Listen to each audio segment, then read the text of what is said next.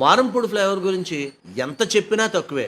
కాస్త వర్షం వస్తే స్విమ్మింగ్ పూల్స్ ఏర్పడతాయి. పక్క వాళ్ళు వెహికల్స్ వెళ్ళడం వల్ల ఆ నీళ్ళన్నీ కూడా టూ వీలర్ పై వెళ్లే వాళ్ళపై పడుతున్నాయి. అది ఒక ఎత్తు అయితే, లైట్లు లేవు మహాప్రభో అని మొత్తుకున్న నాళ్ళు లేదు. స్తంభాలు మాత్రం వేశారు, కనెక్షన్స్ ఇవ్వడం లేదు.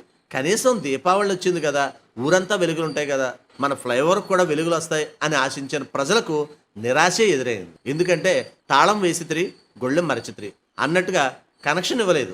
మరి అది ఎప్పటికిస్తారు? దానికి ఏమన్నా మళ్ళీ ప్రపోజల్స్ ఉన్నాయా అని ప్రజలు కూడా ఆలోచిస్తున్నారు. ఎందుకంటే ఈ ఫ్లైఓవర్ అంటేనే $1 మిలియన్ ప్రశ్నగా ప్రజల్లో ఉండిపోయింది కాబట్టి.